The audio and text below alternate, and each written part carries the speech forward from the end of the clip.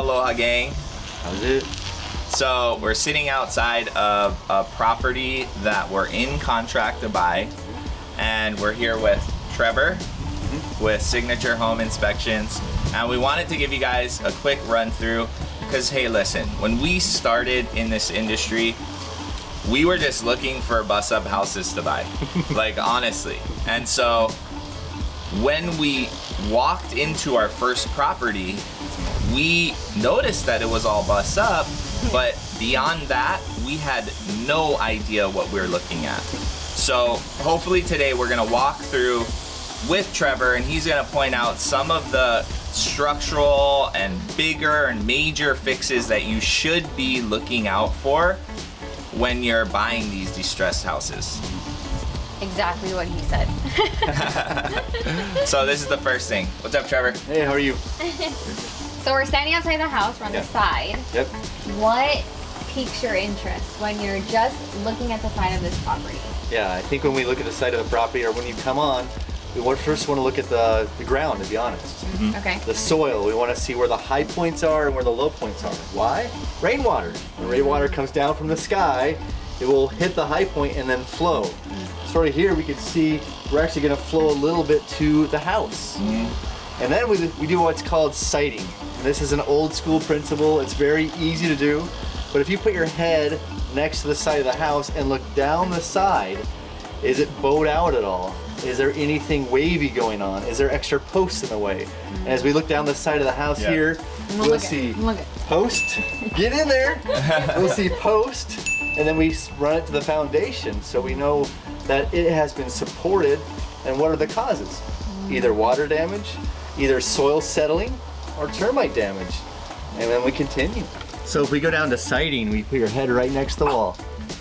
We'll actually see down the wall, the window frame above is actually bulging outward, and we come down the wall and it's inward. That shows us something structurally is causing pressure to bow out. Or a little bit of a wave here. We got the midriff bulge. And then you talked about a post. Yeah. So after we identify that, when we're sighting, our eyes are interrupted by a post. Well, this post, first thing we see a piece of wood on the exterior, but then we see a piece of wood onto that. What is that called? That's called sistering.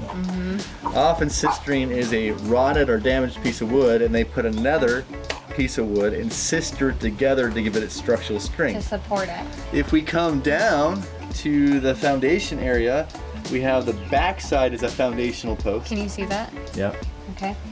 And then we have the new post put on the outside afterwards at some point. Then we have the third one that's sistered on. Now this third structure, there's nothing supporting it. It's floating. It's floating. Never a good thing to see floating posts. Yeah. So floating sister joint to your secondary post to the original post. It just brings red flags and questions. Yep. So when you see anything floating or sistered, probably an indication that there's something structural going on that needs to be addressed. Yeah. Okay, so you talked about soil, and when you first look at the house, you should probably start looking at the ground. Yeah. What is it that we're looking for? Yeah, so when you look back here at the ground level, we'll see again high and low, but we'll actually put my hand in the crevice underneath our garage floor. So you can see hand size, right? Not a big glove, but we can push my hand almost halfway in underneath the foundational area. That should never be like that. Shouldn't be like that, no. That's either soil erosion, pets digging it out, but then what happens is if we go further in, we'll see cracks on the concrete and it's distressed. And we'll have two different types of cracks. Here, this is more common cracks where you could stick a dime into it. Now when concrete cures, common cracking is common. Super normal, okay. But then we have bigger cracking where it will fit a quarter over here, and it goes all the way to this corner post. And then we'll even look at, on the corner post, we have first things, downspout coming down, probably leaking on the back side as we can see, hitting a structural steel bracket that is pushed out or expanded and because it's totally rusted out, Totally rusted out, causing the concrete then to split. And now this whole post and the pier needs to be, 100%. So anytime you see a cracking concrete block, not a good thing. Not the best. Another quick, simple thing is as we walk around the exterior, we look at the eaves or the soffit area, and we'll see a ventilation hole up there. Then we have a type of insect or pest barrier. Now this has a wide mesh, which bees, termites, Small insects, wasps, roaches. whatever, could get in there. Yeah, and just live in your roof structure. Yeah, and cause havoc. We've gone into some places with probably over 50 wasp hives. Oh my gosh. We'll see the termite rafters riddled with termite damage because of things like this. And termite damage in roofs mean dollar signs. Or means buffet for the termites. Okay, so we're walking around the side of the house, and for Kamohai and I, a big thing we always look for is foundation. Because we have some PTSD when it comes to foundation. Our first flip, we spent $40,000 on one. But Trevor's on the ground looking at the foundation, so that means what? At least we found car jacks holding the house. We found car jacks holding the house. Yeah. So even car jacks, structural jacks, nothing is supposed to be left there long term. It's temporary fixes. Yes. So then we dial in and we look at things and we notice a beam that's twisted. It's totally twisted. Now what would cause the beam to be twisted? There's 1,000 theories out there, but that's damaging. Sometimes please note that you could order or pick up a beam that is twisted and bowed from the lumber store. Oh wow, okay. You don't want to use that kind of beam on your house. No. We want to make sure it's plumb, it's straight, it's integrous, but then we want to make sure that nothing could get to it over time down there. Okay, what do you mean by that? Yeah, insects, water, all that kind of stuff, termites. We want to make sure that it's off the ground and supported and installed properly. Cue a good looking foundation.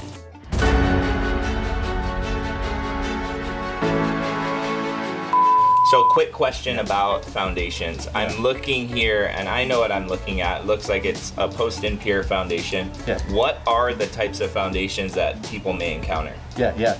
So throughout Hawaii, as you said, post and pier. Post and pier is a structural piece of wood coming down, contacting a cement block or cement pyramid or cement form. It's post coming down to the pier. Then we have concrete slab foundations, we have CMU blocks as raised foundations, we have combinations of all that, and then some people get creative. From our experience, most of the older Hawaiian homes built on post and pier. Yeah, post and pier. Yeah. And honestly, I love the access for new investors getting into it because you could see your foundation. I think that's golden.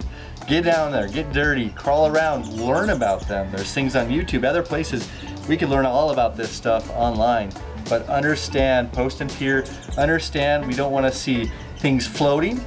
We don't want to come underneath and grab a block and spin it and play like spin the bottle, Right. Spin the foundation. Yeah. We want to make sure all this is anchored and nailed in place, as in weight distribution from foundation up. When you look at post and pier foundations, again, we have the blocks coming up the wood. Two pieces of support beams come together, but there's a void. So as that void comes out, it actually creates a V with a spacing at the high, meaning it's separating or sagging.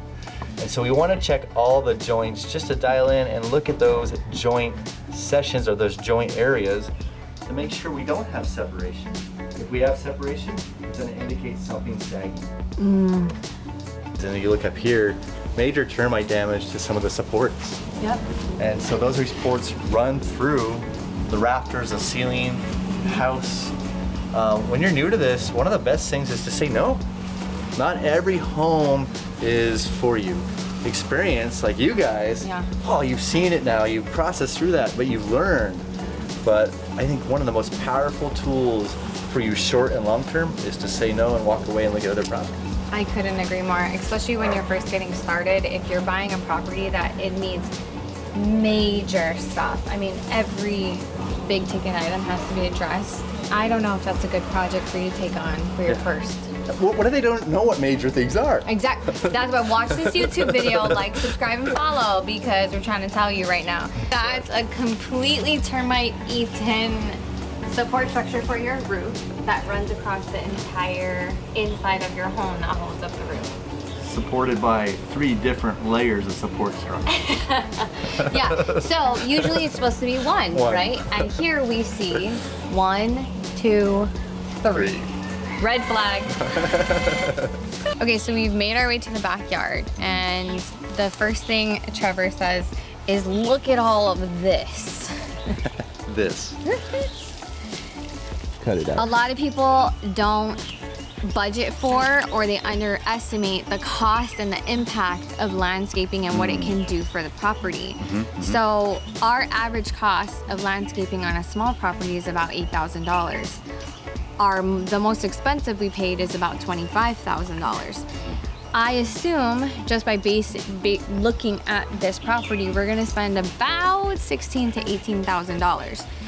People underestimate the cost of it, so it's critical that when you are walking a property, never leave out landscaping and always think about it, because you have to do it. It will impact the sale of your home. I would say even consider removal fees. I mean, look at the shed, to everything. We look at those. Water's flowing downhill to impact that shed. Demolishing, tear down, haul off, that's all manpower. Exactly. Don't forget to look around the property, not just at the residence. It's very obvious, right, that it's in distress, that it's needing repair. Yes, I would say high wear and tear, some element damage. It does need repair. But to even go to the stress portion, I think you guys could see it so well. You take fresh eyes, it's like, I think we're captivated and pulled to the house. Yeah. You cannot forget this deck because all this is rotten and even unsafe to walk on. Totally. So then we even go underneath because it affects your supports and everything. So deck demo, I mean, what does those cost?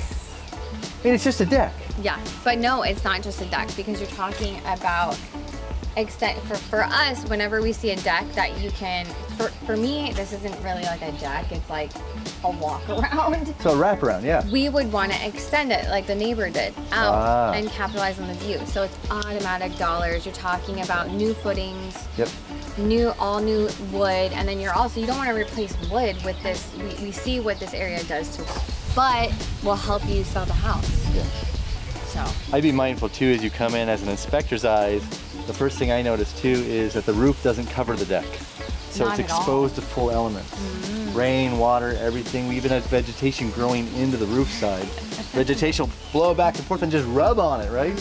Any kind of friction destroys elements over time. So with rain, full exposure, rot, we're looking at damage from decking all the way through. when you buy a property, it's always a good idea. If it's off the MLS, usually you'll get a survey. If it's not, and if you're buying it off market, you should get a survey so you can know your perimeter lines of your property. And this fence could possibly not even be this property, but if it is, you have to address it. Fences are expensive. Oh yeah, they do fences right. We're talking like $20,000 minimum. Yes. If you're doing a vinyl. But then even if you're doing a chain link, it might be a little cheaper. It's still super expensive and it needs to be addressed. You said there's no top rail. Yeah, so you have your chain link, and every chain link has a post. And then at the top of the post, bink, is a top rail. Without a top rail, vines will pull it over. Just like so. A good example of a top rail is actually on that side of the property. That one is how it's supposed to be. Yeah. This one is not. So as you walk around the property and look at, should I even put an offer on this property? Look at your fencing, because you said 20 grand? Oh yeah. We gosh. just put in a fence for $20,000 vinyl. It was similar lot size to this, for a huge perimeter fence, 6 feet tall. Yeah. 20 grand. I would look at Yeah. Yeah. And that's in addition It's just a fence. I'm sorry. to your not even the house, just outside of the property. Before you even get inside a home, we always walk the outside, because the outside is a good indication of what's going on the inside. Yeah. And you can determine a lot before you ever go inside the property. We talked about on the exterior when we saw sistered wood, we saw exterior post. Now we come on the inside, look, we see wood coming through, but then we see a sistered piece of wood. I would sort of almost call this a support piece coming down to a block. But we have to keep in mind, really the 4x4 structure on the outside is what's holding. But now we have a total of 3 to 5 pieces of wood trying to support the main beam. Now look at the main beam. It's It's been loved on already by bugs and then patched and repaired. So we see cover up everywhere. Anytime we see wraps, 1x4s, 1x6s, or lamination, it has to bring us to what is the integrity behind all that hidden work. The one thing we always want to do is walk up to the house, look at the house, and look at the roof. As we look at this roof, honestly, it's pitched down, and you have some other pitches coming to it, but it waves. That will be an indicator that the rafters are too far spaced apart, or we have wood rot, or we have things that weren't installed level. But we just get the glimpse. A wavy roof brings up a cautionary flag.